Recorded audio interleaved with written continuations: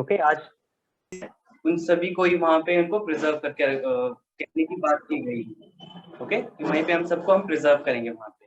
Okay, तो Indian का जो एक्ट है द वाइल्ड लाइफ एक्ट 1972, बाकी उसमें अमेंडमेंट हुई है 1998 में हुई है, 2006 में। ओके, अमेंडमेंट होती रहती है, लेकिन जो बेसिक लॉ है वो 1972 में।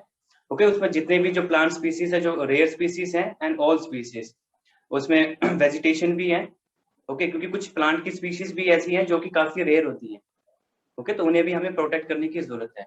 तो वैसे ही इंटरनेशनल में भी काफी ऑर्गेनाइजेशंस हैं, like WWF, the world wild life fund. Okay, world wild life fund में ये क्या करते हैं कि जो स्पीशीज हैं पूरे वर्ल्ड में जो काफी रेयर है या एंडेंजर्ड या एक्सटिंक्ट स्पीशीज हैं, उन्हें ये प्रोटेक्ट करते हैं और डिफरेंट कंट्रीज और ऑर्गेनाइजेशन को ये फंड प्रोवाइड करते हैं। ये करते हैं कि आप इनको प्रोटेक्ट करें, आप इनको। ओके, तो इनके भी अपने पॉइंट्स हैं अलग से, काफी आई थिंक इनके 10-11 पॉइंट्स इनके। तो उसमें सभी स्पीशीज के नेम दिए गए कि आपने इनको प्रिजर्व करना है आपने। उसके बाद नेक्स्ट है natural conservancy natural resource defence council NRDC। Okay, तो इसमें भी एक काउंसिल को एस्टेब्लिश किया गया है कि जो नेचुरल रिसोर्स है नेचुरल कंजर्वेंसी, कि उन्हें हमने जो नेचुरल उनके हैबिटेट है, नेचुरल हैबिटेट में ही उन्हें हमने प्रिजर्व करना है उन्हें। उसके बाद नेक्स्ट है the royal society for protection of birds. Okay, तो ये जो सोसाइटी है ये प्रोटेक्शन फॉर बर्ड्स के लिए है, कि हमने बर्ड्स को हमने प्रोटेक्ट करना है, हमने उन्हें कंजर्व करना है हमने उन्हें। ओके, ताकि उनकी लाइफ को कोई थ्रेट ना हो। And the last is the wild life conservation society WCS। Okay, तो wildlife conservation society means कि जो वाइल्ड लाइफ है उसे कंजर्व करना है सभी को इनको। ओके, ये डिफरेंट ऑर्गेनाइजेशंस हैं, और भी काफी ऑर्गेनाइजेशंस हैं जो कि वाइल्ड लाइफ को प्रोटेक्ट करते हैं। कहते हैं सभी को फोर्स किया जाता है एक सभी के अंडर कि आप अपने अपने वाइल्ड लाइफ को प्रोटेक्ट करेंगे आप। ओके, उसमें सभी जो रेयर एनिमल स्पीसीज हैं या फिर कॉमन है, एक्सटिंक्ट है जो हो चुकी है, एंडेंजर्ड है जो एक्सटिंक्ट होने वाली हैं, उन सभी स्पीशीज की बात की गई है इसमें। ओके, डिफरेंट पॉइंट्स हैं। ओके, तो सबसे जो फर्स्ट पॉइंट है the important role for national and international organisations in conservation of natural vegetation and wild life. Okay, protection of natural habitats of living organisms. First point में ये है कि living organisms हैं, उन्हें उनके नेचुरल हैबिटेट में ही उन्हें प्रोटेक्ट करने की जरूरत है। ओके, नेचुरल हैबिटेट मींस कि जहां पे उनके लिए कंडीशंस काफी सुटेबल है कि अपनी लाइफ को अच्छे से वो सस्टेन कर सकें। ओके, तो उनके नेचुरल हैबिटेट में। उसका second one is maintenance of rare species in protected area such as national park. जो नेशनल पार्क को बिल्ड किया गया, जो बनाए गए हैं, जिन्हें नोटिफाई किया गया है। ओके, तो उन्हें क्या करना है, जो रेयर स्पीशीज है उन्हें मेंटेन करने की जरूरत है। ऐसे नहीं है कि एक बार नेशनल पार्क बना दिया तो बस फिर छोड़ दिया है। ओके, तो उनकी रेगुलरली उनकी चेकिंग भी होती है उनकी। And the third one is establishment of specific biosphere reserve for endangered plant and animals. Okay, endangered plant and animals means कि जिन्हें थ्रेट है कि हो सकता है कि ये एक्सटिंक्ट हो सकते हैं ये। ओके, एक्सटिंक्ट मींस कि गायब हो सकते हैं। ओके, जैसे आपको पता है कि काफी जो एनिमल स्पीशीज है, ओके, वो काफी एक्सटिंक्ट हो चुकी हैं वो। ओके, तो बायोस्फीयर रिजर्व नोटिफाई किए गए हैं कि ये एरिया बायोस्फीयर रिजर्व में आता है, और वहां पे जो एंडेंजर्ड प्लांट एंड एनिमल्स है, मींस कि उन्हें डेंजर्ड है कि वो एक्सटिंक्ट हो सकते हैं वो। भी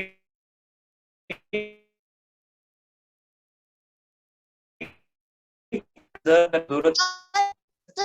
करोगे या बोलते सर नेटवर्क प्रॉब्लम है तो समझ नहीं आ रहा सर कुछ।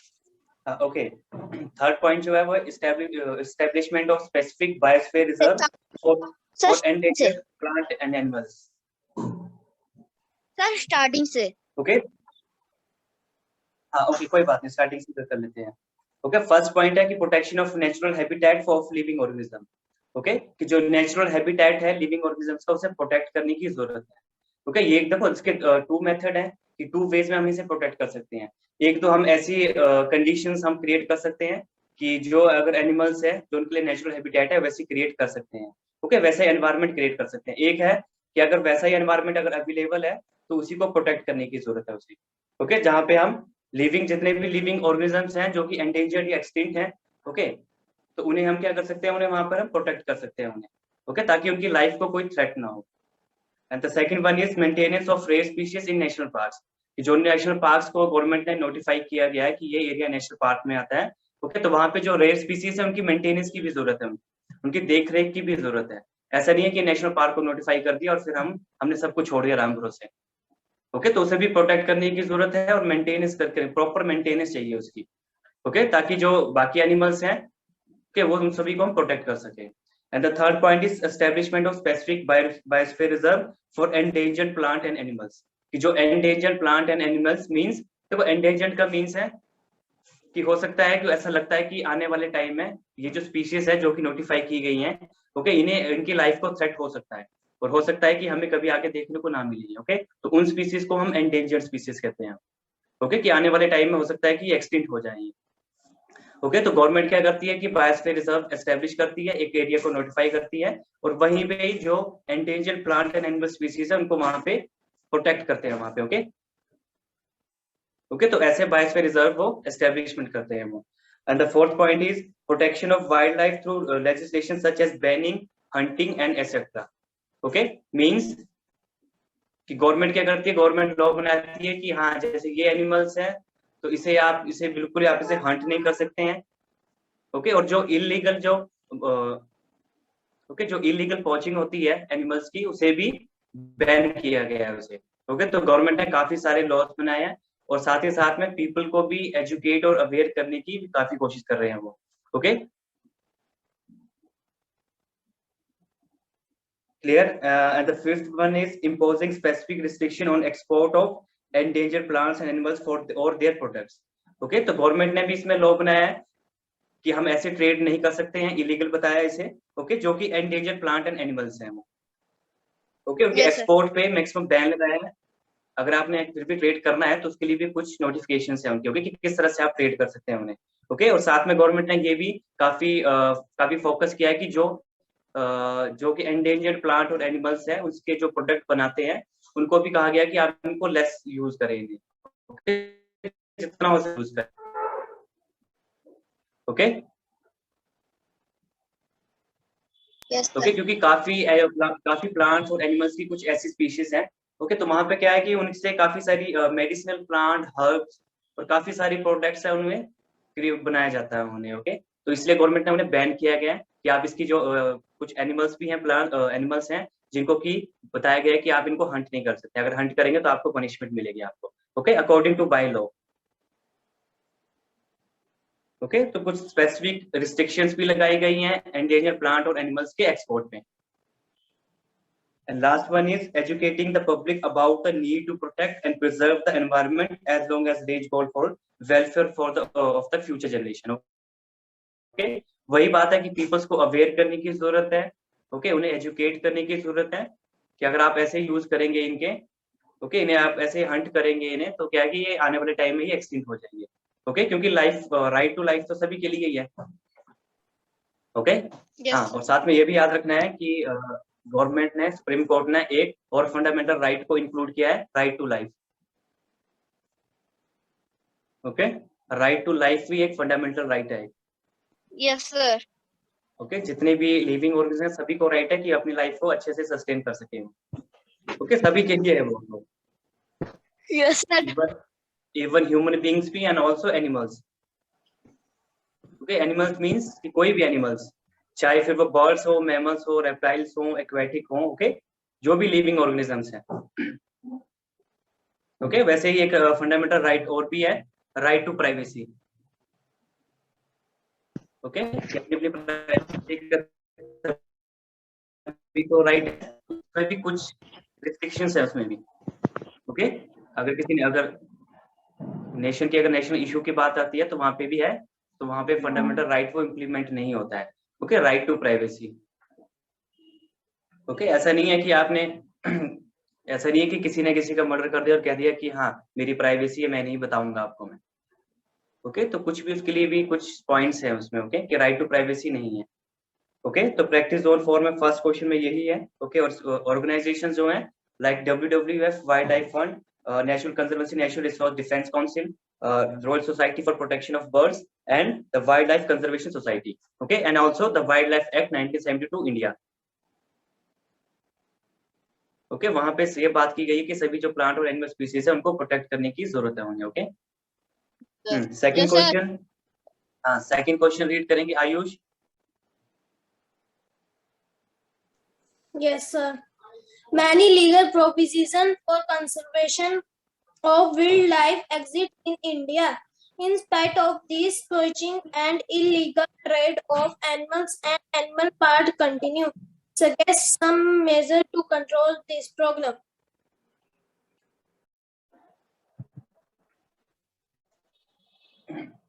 ओके, तो इस क्वेश्चन में आपको बताया गया कि ऐसे कौन से मेजर्स हैं जिससे आप फ्लोरा एंड फौना को कंजर्व कर सकते हैं आप। ओके, या जो वाइल्ड लाइफ है उसे कैसे कंजर्व कर सकते हैं। ओके, ऐसे कौन से मेजर्स हैं। ओके, तो मेजर्स इसमें वही आएंगे, एक तो हम सभी को एजुकेट करेंगे हम। ओके, फर्स्ट पॉइंट में यही है कि school children should be educated about the importance and conservation of natural vegetation and wild life. Okay, कि जो स्कूल चिल्ड्रन है उन्हें एजुकेट करने की जरूरत है कि ये वर्क इलीगल और सभी को राइट टू लाइफ का सभी को राइट है। ओके, हाँ, तो हमें इसकी इलीगल पॉचिंग वगैरह नहीं करनी है, हंटिंग नहीं करनी है इसकी। Okay, and the second one is natural camps should be organized to develop the sense of bioluminescence to the nature. Okay, कि हमें कैंप करने की भी जरूरत है, नेचर कैंप्स की। ओके, ताकि हम सभी को हम प्रोटेक्ट कर सकें और इन्हें कंजर्व कर सकें। Okay, and last is signature campaigns and rallies can be organised. Okay, ये आपको पता ही होगा कि जैसे कोई अगर किसी ने अपनी बात मनवानी है तो क्या वो सिग्नेचर कैंपेन चलता है। ओके, रैलीज भी होती हैं। ओके, ताकि इसमें इससे क्या शो होता है कि हम भी इसको सपोर्ट कर रहे हैं हम। ओके, चाहे कोई भी इशू हो, अगर सिग्नेचर रैलीज आते हैं तो कि हम मतलब हम सपोर्ट कर रहे हैं इसको। ओके, कि ये वर्क नहीं होना चाहिए या फिर होना चाहिए। ओके, सिग्नेचर रैली से ये हमें शो होता है हमें।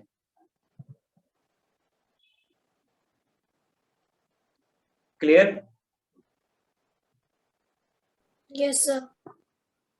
ओके, एक बार फिर बोलोगे? हाँ, कौन सा question, which question?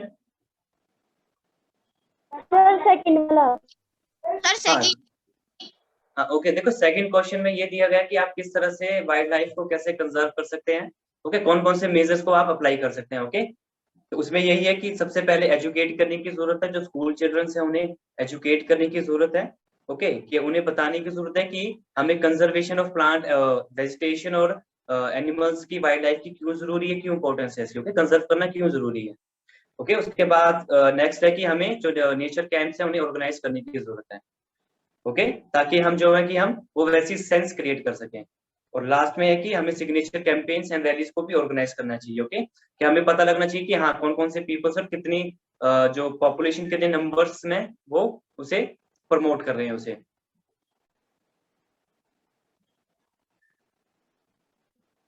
Okay, clear? Yes sir. Yes sir.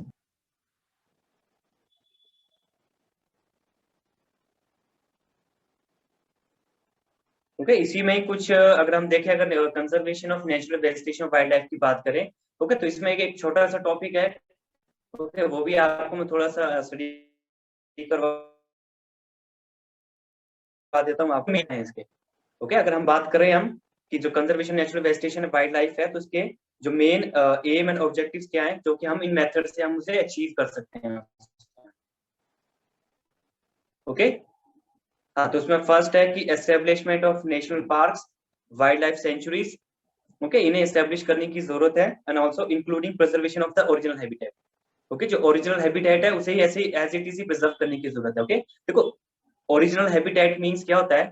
देखो, जैसे हम कहते हैं कि नेचुरल हैबिटेट है किसी भी एनिमल्स का, किसी भी प्लांट्स का। ओके, तो देखो ऐसा है कि अगर किसी भी स्पीशीज की बात करें, चाहे जैसे लिविंग ऑर्गेनिज्म या नॉन लिविंग ऑर्गेनिजम्स। ओके, तो स्पेसिफाई है कि पूरे वर्ल्ड में हर जगह एक चीज हमें नहीं मिल सकती है। ओके, अगर हम सनलाइट की बात को अगर छोड़ दें हम, ओके, तो पूरे वर्ल्ड में सभी चीजें एक बिल्कुल प्रॉपर वे में हमें फाइंड नहीं होती हैं। ओके, तो उसके लिए कुछ वो ऐसी कंडीशंस हैं, कुछ ऐसी क्लाइमेटिक कंडीशंस हैं, कोई ऐसी सॉइल है। ओके, जहाँ पे डिफरेंट डिफरेंट जो लाइफ है वो सस्टेन करती है वो। ओके, तो वैसे कंडीशंस हैं। ओके, क्योंकि हर लिविंग ऑर्गेनिजम्स का अपना अपना एक एनवायरनमेंट होता है जिससे वो अपनी लाइफ को स्पेंड कर सके वो। ओके, जैसे आपने कोरल रीफ्स पढ़े हैं, आपने कोरल रीफ्स के बारे में पता है सभी कोई। ओके, तो जो कोरल रीफ्स हैं जैसे, तो उनके लिए भी एक पर्टिकुलर टेम्परेचर है, वाटर की डेंसिटी कितनी होनी चाहिए, वाटर ज्यादा हॉट या कोल्ड नहीं होना चाहिए। ओके, ये सभी चीजें हैं उसी में कि हम उसको अगर उसे हम किसी को कंजर्व कर रहे हैं तो हम वैसी ही क्लाइमेटिक कंडीशंस को हम वैसे ही हम क्रिएट करेंगे हम।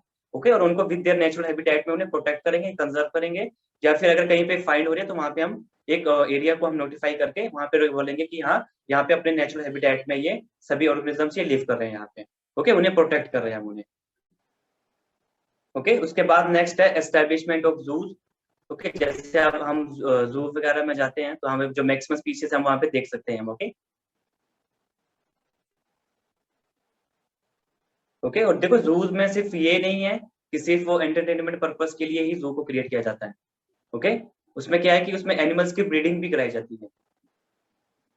ओके, पता है ना, ऐसा नहीं कि जू सिर्फ एंटरटेनमेंट पर्पस के लिए है कि आप जाएंगे और जू देखेंगे, वहां पे और भी सारे बहुत वर्क होते हैं। वहां पे जो एनिमल्स है उनकी ब्रीडिंग कराई जाती है वहां पे उनकी। ओके, ताकि उनकी जो पॉपुलेशन है, जो उनके नंबर्स है वो इंक्रीज होते रहे वो। ओके, और जो एक्सोटिक एनिमल्स हैं उन्हें वहां पे मेंटेन किया जाता है वहां पे। ओके, जो एक्सोटिक एनिमल्स हैं उनकी मेंटेनेंस भी होती है वहां पे। तो जू सिर्फ एंटरटेनमेंट पर्पस के लिए नहीं है। ओके, और लास्ट में है enactment of suitable legislation to protect the wild life. Okay, means कि कुछ ऐसे लॉज बनाने की जरूरत है, गवर्नमेंट को काफी फोकस करने की जरूरत है।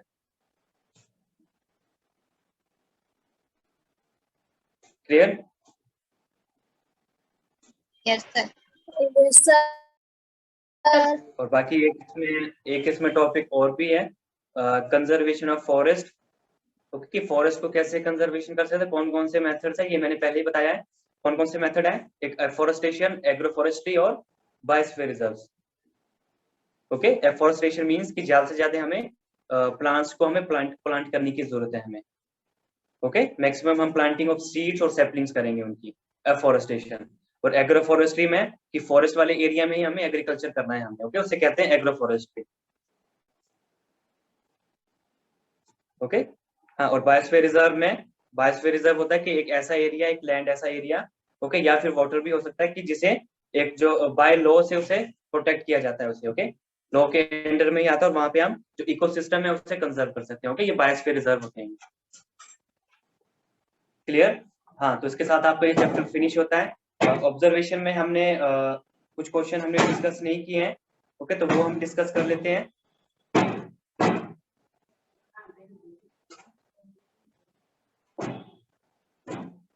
ओके, जैसे क्वेश्चन नंबर 7, 8 और 9।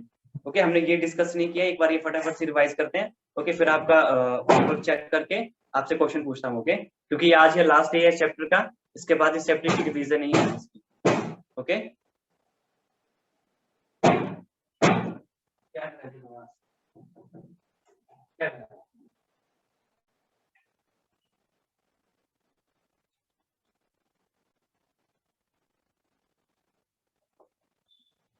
ओके, इसमें है एक ऑब्जर्वेशन में जो मुझे लगता है कि थोड़ा रिवाइज करने की जरूरत है। क्वेश्चन नंबर 8 ऑब्जर्वेशन बुक का।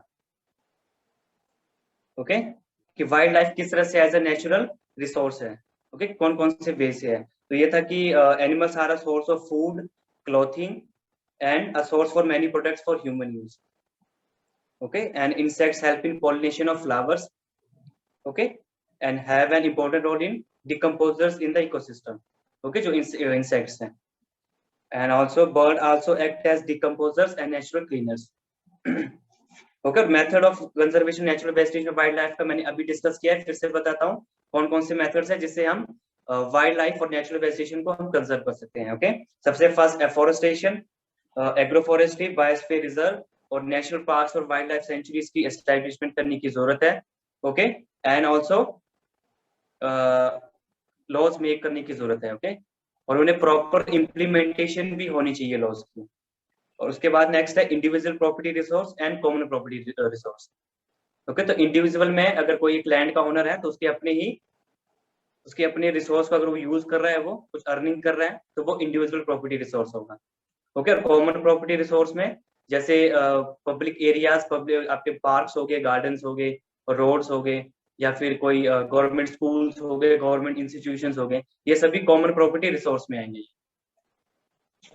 ओके, हाँ, तो अब लास्ट में मुझे बताओ कि चैप्टर नंबर 24 में किसी और टॉपिक या क्वेश्चन में अगर डाउट है तो आप भी पूछ सकते हैं। इसके बाद हम अपना नेक्स्ट आपका होमवर्क चेक करना स्टार्ट करते हैं। ओके, अगर आपको कोई क्वेश्चन या किसी में डाउट है अगर आपको। Sir practice on third question number first. Practice zone third and question number first. हाँ, क्वेश्चन क्या है, क्वेश्चन को रीड करना।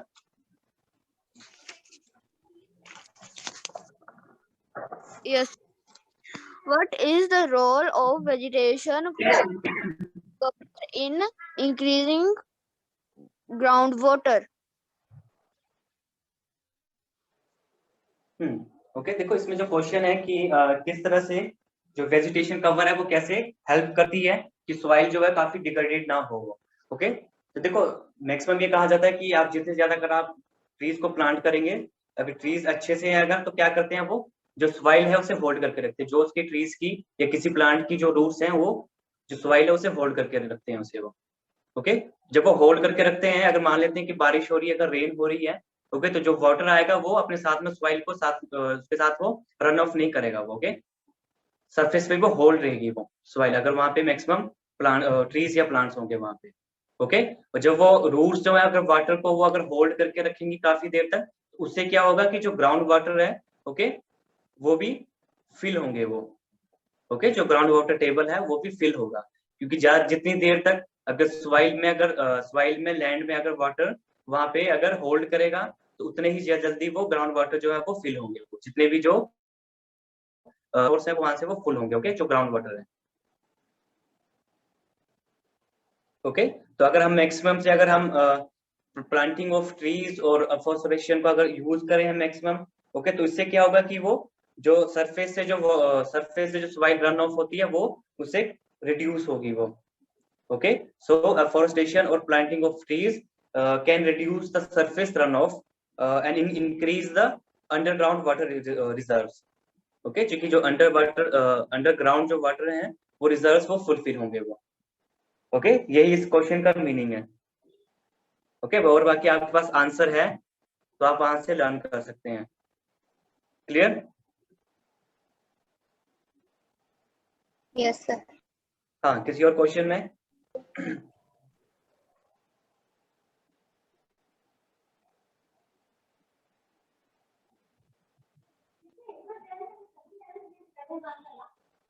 ओके, हाँ, किसी क्वेश्चन में कोई डाउट नहीं है किसी टॉपिक में? हाँ, ओके, तो आप सभी स्टूडेंट्स मुझे अपने कल का होमवर्क चेक करवाएंगे, ओके, और आंसर स्क्रीन करेंगे। Excuse me, sir. हाँ, yes Sir, shrub or desert vegetation? हाँ, क्या करें आप? Shrub and Desert vegetation. Desertification. Yes, sir.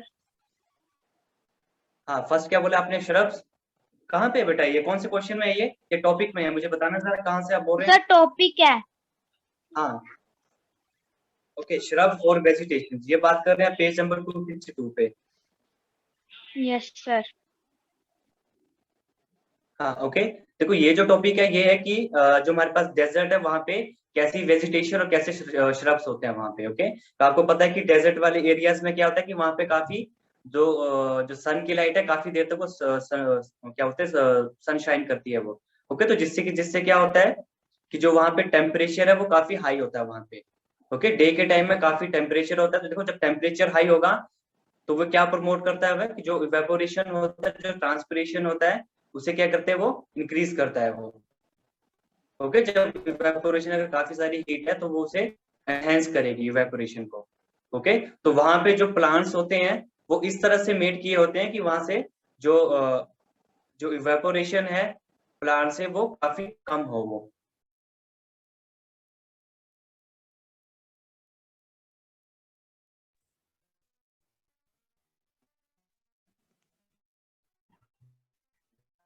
कोई मुझे बता सकता है कि ऐसे कौन से प्लांट्स हैं जो कि डेजर्ट में ही फाउंड होते हैं? इवन कि हम अपने घरों में भी फ्लावर पॉट्स में भी हम उसे ग्रो करते हैं। Cactus. Okay, Sir, aloe vera. Okay, Sir, हाँ, तो Sir, देखो जो aloe ओके, vera. हाँ, तो जो cactus, okay okay okay I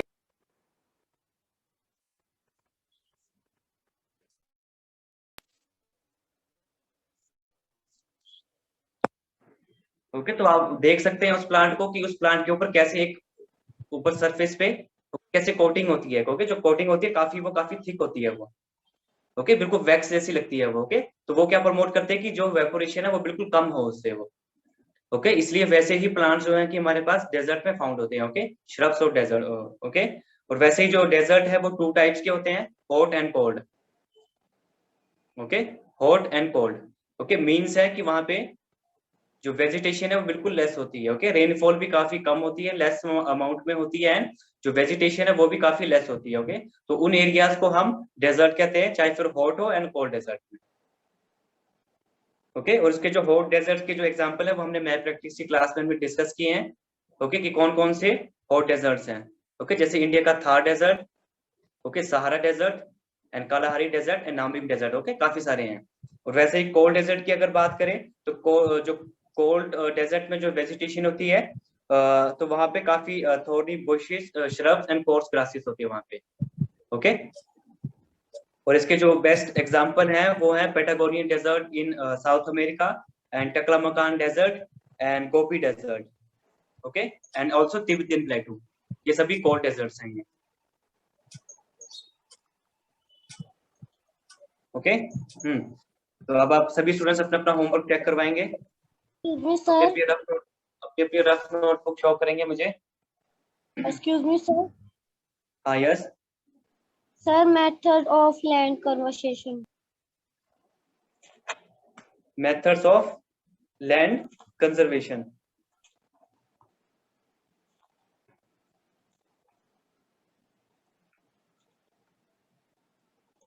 okay, method of land conservation.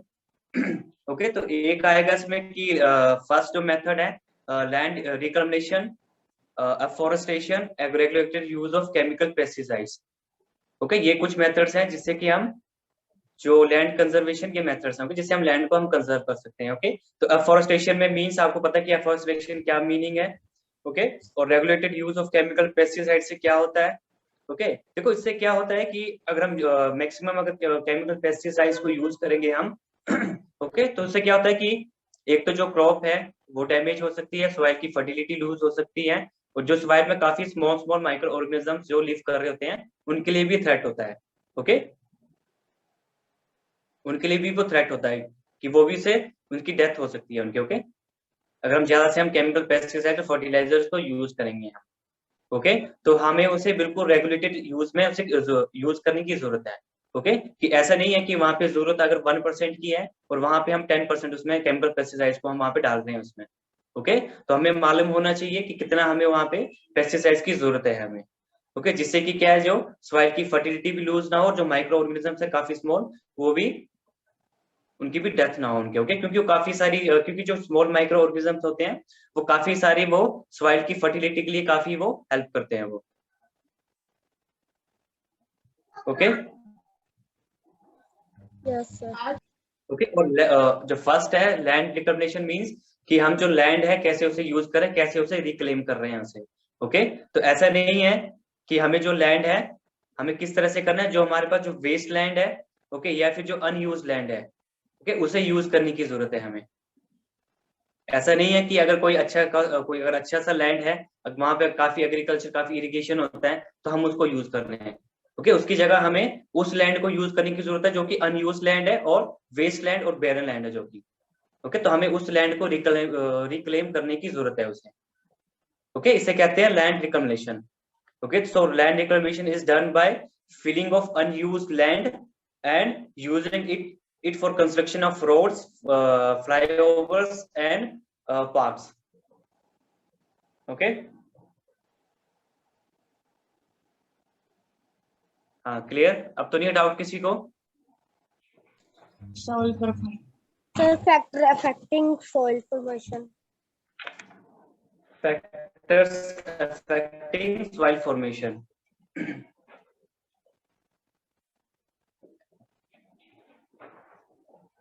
Okay, जो फैक्टर्स कौन कौन से हैं, parent rock, climatic conditions and topography and living organisms. Okay, तो सबसे पहले फर्स्ट है पेरेंट रॉक। ओके, और पेरेंट रॉक मुझे बताएंगे कि किस तरह से ये फैक्टर्स कैसे अफेक्ट करते हैं सॉइल फॉर्मेशन के लिए। ओके, पेरेंट रॉक, तो इसका सबसे पहले आंसर देंगे भावना शर्मा 1069। Yes, sir. हाँ, जो पेरेंट रॉक है कैसे वो एक मेजर रोल प्ले करती है। सॉइल फॉर्मेशन के Yes, लिए parent rock? sir.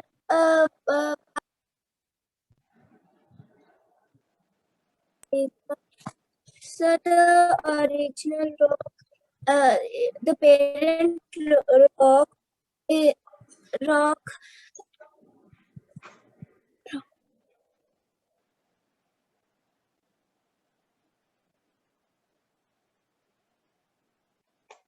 Next, Vanshika को मालूम है? वंशिका? Yes, sir.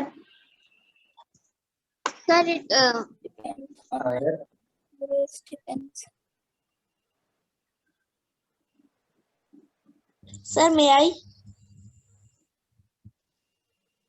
हाँ, yes Yamini? Sir, the composition, texture, chemical properties, and mineral composition of the soil depends on the parent rock, as well as the color also depends on the parent rock. हाँ, okay okay. तो जो parent rock होती है means कि जो soil formed होती है वो पेरेंट रॉक से ही सॉइल फॉर्म्ड होती है। ओके, ऐसी कोई भी सॉइल ऐसी नहीं है जो कि रॉक से नहीं बनती है। ओके, तो जो भी कोई सॉइल है वो सभी, जितनी भी सॉइल्स हैं वो सभी किसी न किसी रॉक से ही वो क्रिएट होती है।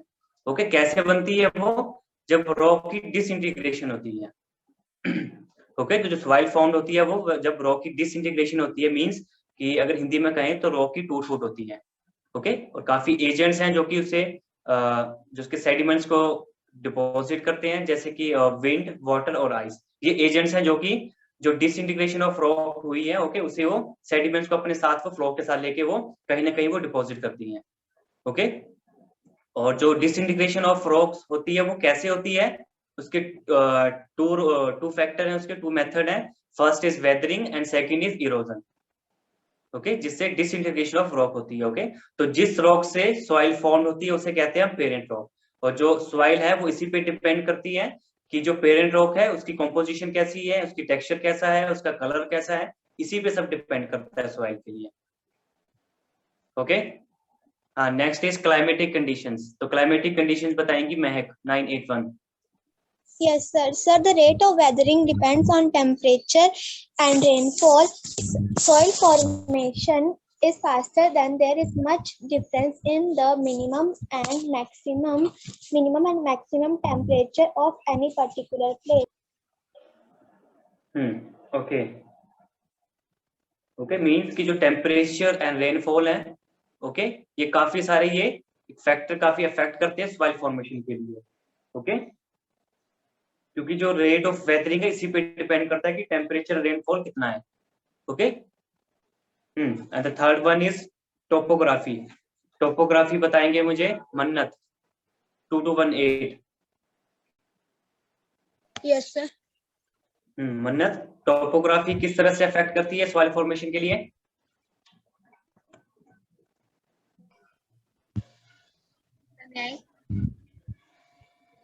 मन्नत, आपने तो कैमरा ही ऑफ कर दिया अपना। अभी तो आपका कैमरा ऑन था और आपने कैमरा ऑफ कर दिया एकदम से। Sir, they are affect the rate at which water flows into the soil.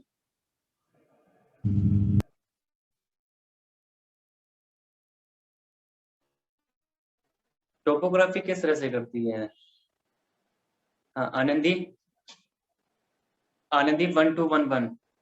Anandi, topography कैसे हेल्प करती है सॉइल फॉर्मेशन के लिए?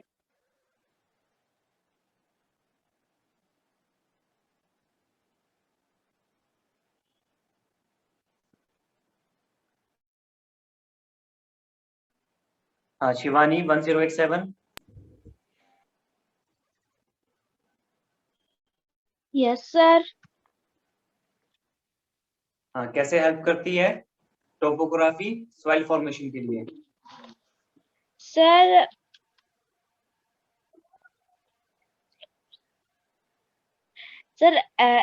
altitude and slope are important factors in soil aluminum. Its surface Accumulation. its Accumulation. accumulation and steepness and length of slopes are important because they affect the rate at which water flow into or of the soil. If the surface is unprotected, soil on slopes may erode, leaving a thin surface layer. Eroded soil are usually less fertile and have less water content than uneroded soils.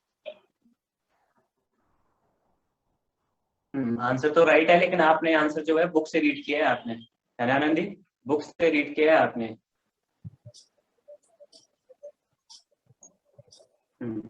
Okay, तो वैसे ही living organisms और time भी काफी factors है जो कि affect करते हैं सॉइल फॉर्मेशन के लिए। ओके, हाँ, तो बाकी सभी स्टूडेंट्स फटाफट से अपना अपना होमवर्क चेक करवाएंगे। ओके सभी स्टूडेंट्स, क्योंकि आज मैक्सिमम और आपकी रिवीजन में ही चलेगी क्लास। हाँ, यामिनी शर्मा, हाँ ओके, महक, सभी स्टूडेंट्स अपने अपनी नोटबुक चेक करवाएंगे। हाँ, वंशिका, ओके, आयुष परमार, कनिका, सक्षम, सक्षम की नोटबुक कहाँ पे?